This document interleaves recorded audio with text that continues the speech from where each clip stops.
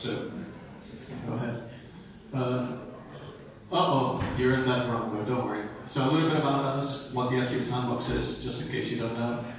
Then, very briefly about an independent working group, which is quite interesting, and then lessons learned. So, VBAT, why VBAT, I guess. We've been involved with Etherisk from the beginning, and this was an opportunity to represent them in the UK. And Stefan, well, I wouldn't say approached us, I approached him and said, how can I help? I want to get involved. I love the project. And this is an opportunity to help out and work with them. So basically, very simply, we are a distributed consulting company. Dave and I have been working since '96 together, and it's a group of trusted people that live in random places and just try to do meaningful work, help companies disrupt, and win in the market. That's it from us. Dave, as I said, we've known each other for a long time. Volleyball player, represented Canada, wonderful man, probably one of the best technology brains that I've had the pleasure to work with in my 25-year career. I'm more of a business guy, so I'm a poor technologist that has to figure out how to make things happen in the business world. So, David's going to just quickly describe the FCA Sandbox for you. Dave. So I don't know if you guys know who the FCA is. It's the Financial Conduct Authority in the UK. So it regulates all the financial services activity industry in the UK. It runs what they call a regulatory sandbox program. So that sandbox provides innovative companies with the opportunity to test their products with real customers in a live market, but under controlled circumstances that are dictated by sort of your application and your work with the FCA.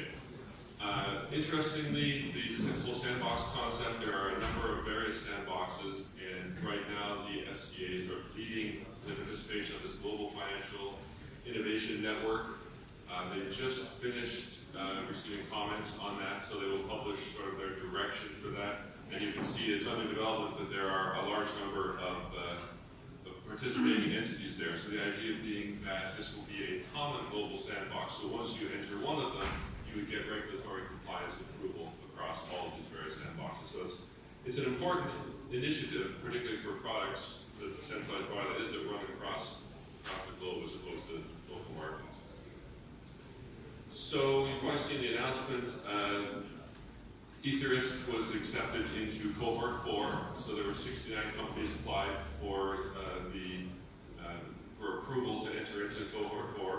29 were accepted, and of those, 11 are DLT based. And then when you go down at the bottom here, you can see that the percentage of DLT based products is actually the highest it's been in any of the cohorts. So a lot of interest in DLT, but also what this tells us is it's not a blockchain testing environment. There are lots of other different innovative solutions that are being put forth as part of the cohort. So I hope you've all seen this slide before. We use this presentation for other locations as well, but this is the flight delay application. So the sandbox application is around running flight delay in the UK, the sandbox. So what were the main goals in participating in this? Really the primary one is to prove that we can build a financial product based on the distributed insurance platform that fully complies with the FCA regulations. So it's a fully regulated company accepted under the FCA auspices. We also use it as a vehicle to engage with UK underwriters, because we are applying in the sandbox as an insurance intermediary, not as an underwriter ourselves. So we need to have a UK underwriter that does the underwriting of the actual flight delay policy. So this gave us a vehicle to engage with underwriters to educate them on sort of some of the innovative new technologies and just provide a meaningful back and forth, because as we'll talk about some of the lessons learned, they're not very far along with understanding of this technology, probably a little further behind than we expected when we started.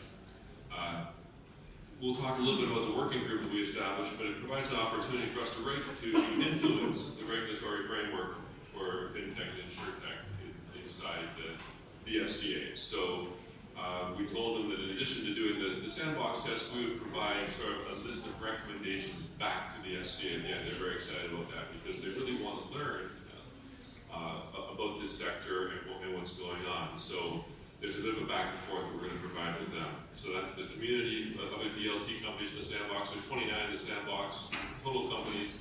We've created this working group of the other sort of blockchain or DLT companies that are in the sandbox.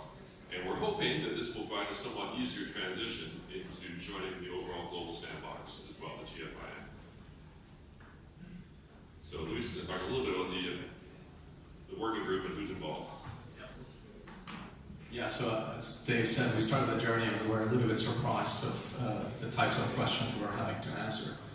The willingness of the FCA was evident, they were quite positive, but then we kind of decided to approach other companies with similar